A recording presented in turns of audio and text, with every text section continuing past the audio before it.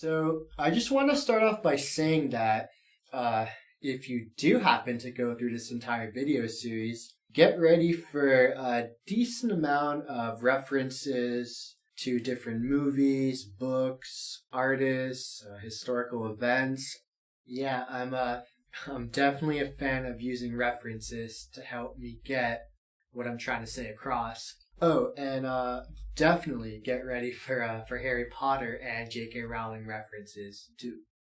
In the first video, I talked about the potential to beat ourselves up and blame ourselves when we don't fully understand why things are going wrong. I also briefly mentioned this guilt that many of us can have, this guilt from feeling that we shouldn't be feeling depressed or down and out, that our lives are too good to be feeling like this. This guilt, I truly believe, is a big reason why it can be very hard to fully explore certain thoughts and feelings that we might be having. Let's be honest, I'm sitting here talking about post-university depression. For those who can relate, it means that you went to university or are currently in university, which means that you're probably pretty well educated. And if you're watching these videos, it's probably from a laptop or a desktop or a smartphone, and in an area where there's internet access and data access, and you and your family can probably afford these things. And all that to say is that myself and you guys have, in the grand scheme of things, been dealt pretty good cards in this game of life. Hence the guilt of first world problems. Oh boy, did I go through this. It was like for every negative thought, this guilt would jump in and I would go, I shouldn't be thinking or feeling bad. Like, come on, I was fortunate enough to go to university and to get an education, and I live in a first world country and people have it so much worse for me. Like, why am I even feeling bad? I have no right to feel bad. There is someone out there who has it worse than me. This guilt, like I said before, was contributing so much to stopping me from allowing myself to fully delve into these emotions and into what I was feeling.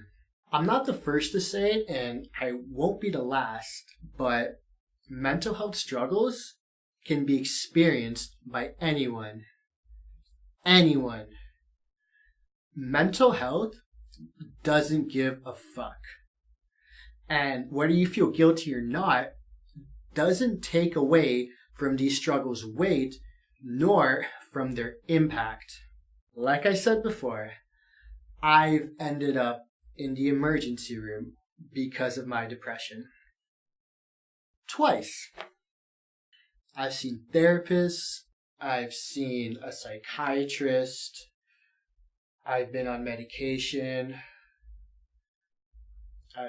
I've tried to hurt myself.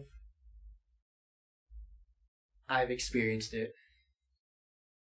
My guilt, it didn't get me off the hook from experiencing it. There's this chapter in The Philosopher's Stone in the first Harry Potter book where Harry comes across this mirror, the Mirror of Erised, and is captivated by it because in it he sees himself beside his parents. For those of you who haven't read the books or seen the movies, Harry's parents died when he was a baby. And by the way, if you haven't read the books or seen the movies, you should probably get on that. Later on, Professor Dumbledore explains to Harry that this mirror shows us our deepest, most desperate desire, and he further explains it with the idea that if the happiest man in the world looked in this mirror, he would simply see himself as he is. It might seem a bit far-fetched, but bear with me.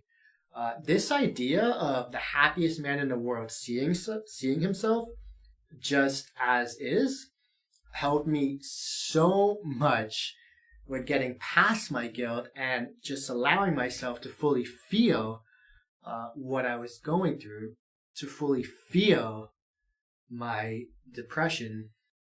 What I did was I took the idea of the happiest person and the function of the mirror of Erzed, and I flipped it to the saddest person in the world looking in the mirror and him seeing himself as he is. So if they were in front of the mirror of Erzed, they would only see themselves as is, because for them, it couldn't get any worse. With that, I told myself that there is someone out there who has it worse than me, and then for that person, there is also someone out there who has it even worse than them, and same with that person, and on and on and on and on, until we get to our one person on this planet, the one person who has it worse than all of us.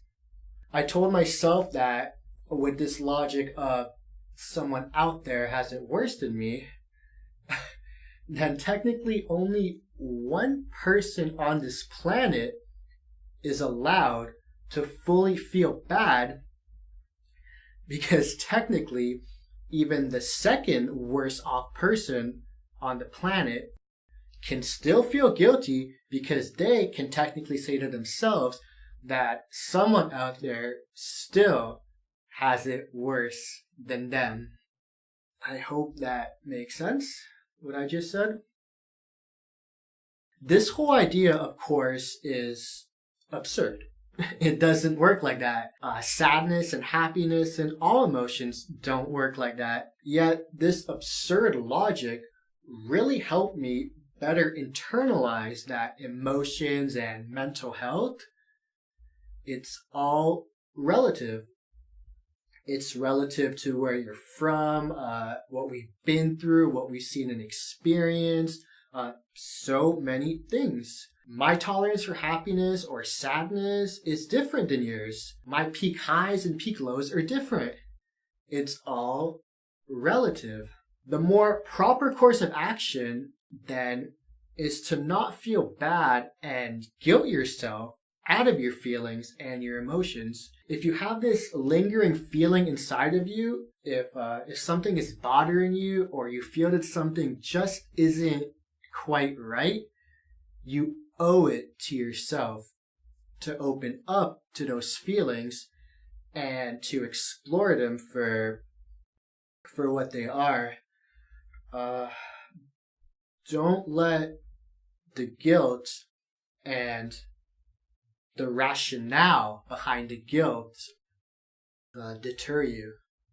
By exploring these feelings, you can have your own mirror of errors and moments. You can discover your deeper desires. And you know what?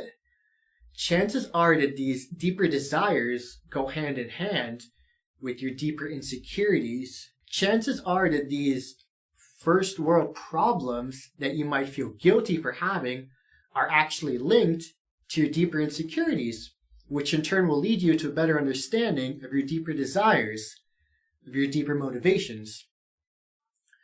Look at Ron Weasley. In the Mirror of Erzed, the dude saw himself as this perfect combination of all his older brothers by whom he always felt overshadowed.